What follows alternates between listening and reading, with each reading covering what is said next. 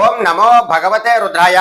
చాలా మందికి ఇంటి సమస్య అనేటటువంటిది ఎక్కువగా ఏర్పడుతుంది. అంటే ఇంటి స్థలం ఉండి కూడా కట్టుకోలేనటువంటి స్థితిలో చాలా మంది ఉంటారు.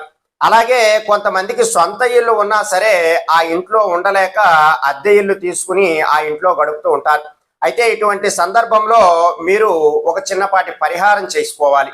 అయితే ఆ పరిహారం చేసుకోవడం ద్వారా మీకున్నటువంటి ఆ ఇబ్బంది అంతా కూడా తొలగిపోయి చక్కగా మీకు సొంత ఇంటి కల ఆ యొక్క సొంత ఇంటి గృహంలో నివసించేటటువంటి అవకాశాలు చాలా ఎక్కువగా ఉంటాయి. అయితే ఈ పరిహారం మీరు బుధవారం నాడు ఆచరించాలి. బుధవారం నాడు మీరు ఒక పావు కేజీ మినపప్పు, అలాగే పావు కేజీ కందిపప్పు, అలాగే పావు కేజీ పెసరపప్పును కూడా తెచ్చుకుని వాటన్నిటినీ కూడా పొడిగా చేసుకోవాలి. పొడిగా చేసి వాటన్నిటినీ కూడా ఒక పౌడర్గా చేసి ఒక చిన్నపాటి గోళీలుగా తయారు చేయాలి. ఇలా మీరు 11 గోళీకాయల్లాగా ఈ ముద్దనంతటినీ కూడా ఈ పౌడర్లన్నింటినీ కూడా కలిపి నీటి సహాయంతో వాటన్నిటిని కూడా ఒక ముద్దలాగా చేసుకుని మీరు 11 గుండ్రంగా తయారు చేసుకుని గోళీల్లాగా తయారు చేసుకోవాలి. వాటిపైన చిన్నపాటి బెల్లం ముక్కను పెట్టాలి. బెల్లం ముక్కను పెట్టి మీరు గోమాతకి తినిపించాలి.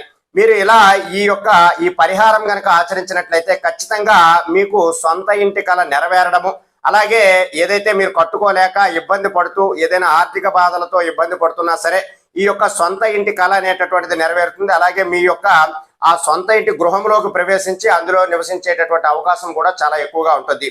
ఈ పరిహారం బుధవారం ఆచరించి ఆ గోమాతకి తినిపించడం ద్వారా మీకు ఉన్నటువంటి ఆ సమస్య అంతా కూడా తొలగిపోయి మీకు సొంత ఇంటి కళ అనేటటువంటిది నెరవేరుతుంది. ఎవరైతే ఇటువంటి ఇబ్బందితో బాధపడుతూ ఉన్నారో వారు ఈ పరిహారం ఆచరించి మంచి ప్రయోజనాలు పొందడానికి ప్రయత్నం చేయండి. సర్వే జనా సుఖినో భవంతు. శుభం.